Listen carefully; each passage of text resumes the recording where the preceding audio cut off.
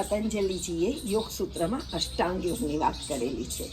યમ નિયમ આસન પ્રાણાયામ પ્રત્યાહાર ધારણા ધ્યાન સમાધયો અષ્ટાંગાની. પતંજલિએ આમાં કીધેલું છે કે યમ નિયમનું પાલન કરી, આસન પ્રાણાયામ કરી, પ્રત્યાહારની સ્થિતિમાં જઈએ અને ત્યારબાદ ધારણા ધ્યાન સમાધિનો અભ્યાસ કરી અને આપણે આપણી આગળ ઉધ્વગતિ કરીએ. આમાંના 5 યમ કયા? તો 5 યમ આપણે સાર્વભૌમિક છે, એટલે કે આપણે સમાજ માટે પાળવાના છે. આપણે સત્ય બોલીશું, આપણે મન કર્મ વચનથી અહિંસા નહીં કરીએ, આપણે અસ્તે ચોરી નહીં કરીએ, આપણે મન કર્મ વચન ઇન્દ્રિયોથી બ્રહ્મચર્યનું પાલન કરીશું અને અપરિગ્રહ એટલે જરૂર પૂરતી જ વસ્તુઓનો સંગ્રહ કરીશું, વધારે પડતો સંગ્રહ નહીં કરીએ. તો 5 યમ છે, એવા 5 નિયમ છે.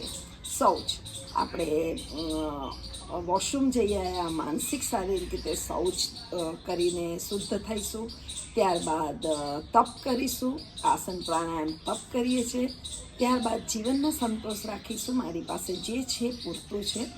એ પછી હું સ્વાધ્યાય એટલે મારો સ્વઅધ્યયન કરીશ અને ઈશ્વર પ્રણિધાન એટલે ઈશ્વર જે કરશે મારા માટે યોગ્ય છે.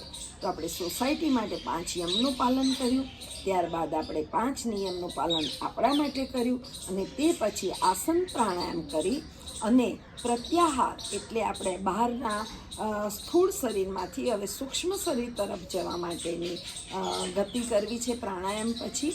તો એ પ્રત્યાહાર, કાચબો જેમ એનું મોં અંદર લઈ લે છે, એ રીતે આપણે આપણા ઇન્દ્રિયોના વશ દ્વારા આપણે પ્રત્યાહાર સ્થિતિમાં જઈ અને ધારણા કરીશું કે મારે આ વસ્તુ મેળવવી છે. કે ધારવું એટલે ધારણા. એ ધારણાને વિચારતા વિચારતા આપણે ધ્યાનમાં જઈશું અને જ્યારે ધારણા ધ્યાન કરતાં હું શું વિચારું છું, હું શું કરું છું એ ભૂલી જઈશું અને આપણે આપણી એક આનંદોમય સમાધિમાં જઈશું. આ છે અષ્ટાંગ યોગ. ચાલો આપણે બધા અષ્ટાંગ યોગના એક પછી એક પગથિયા ચડતા આગળ જઈએ. તમે ક્યાં છો એ શેર કરજો.